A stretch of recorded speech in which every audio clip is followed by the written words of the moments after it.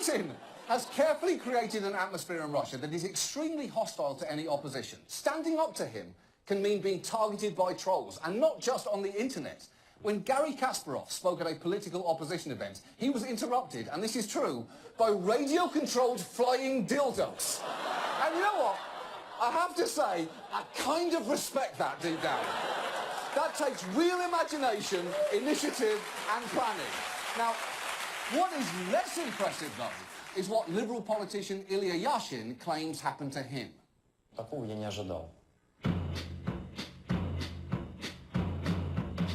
Никого не стесняясь, по очереди два отморозка забираются на капот моего автомобиля, снимают штаны и просто газят.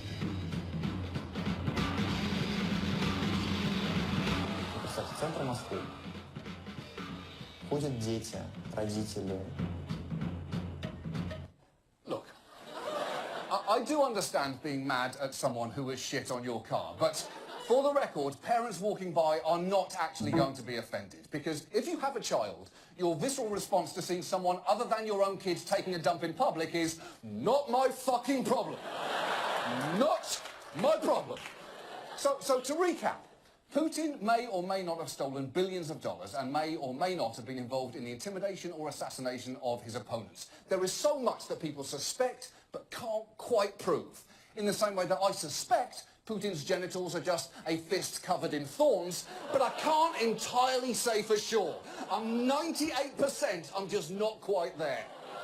But here is what we can say about Putin without a doubt. He, among other things, annexed Crimea, imposed severe fines and long prison terms on protesters, propped up the brutal Assad regime, and signed a harsh anti-gay propaganda law, which many Russians supported, which might actually not be that surprising when you consider that they see shit like this on state-sponsored TV. Sodom and Gomorrah were burnt with the rain of sulfurous fire from the heavens. Since that time, the real name of homosexuals, just so you know, our dear TV audience, is not gays, but sodomites. God does not tolerate the filth and sin that may consume the entire world. We need to resist to stay alive. Wow.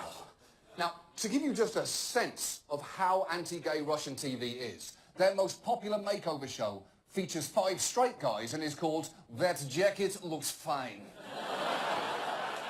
So look, in a nutshell, that is Russia under Vladimir Putin, and our president wants to get along better with him. And I'm not saying that America hasn't regularly cozied up to regimes with hideous human rights records. I will not mention names, but let's just say that Saudi Arabia knows who they are. But there is something truly alarming about how easy Trump makes this all sound. If our country got along with Russia, that would be a great thing. Wouldn't it be a wonderful thing, frankly, if we actually got along with Russia? Wouldn't it be great if we actually got along with Russia? Wouldn't it be nice if we actually got along with Russia? Wouldn't that be good? Wouldn't it actually be wonderful? Wouldn't it be nice? Wouldn't it be nice? Wouldn't it be nice if we actually got along, as an example, with Russia? I'm all for it. Sure. Yeah, and it would also be nice if you could walk right up to a bear and hug it. That would be really, really nice, but unfortunately, it's not that fucking easy. Negotiating anything with Putin is going to be way more difficult than Trump seems to think. Putin spent his early life as a spy for Russia in East Germany, where he mastered manipulating foreigners.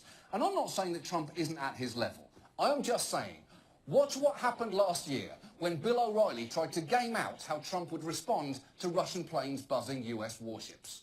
I would say do not do that. That's provocation. That's something that you're not supposed to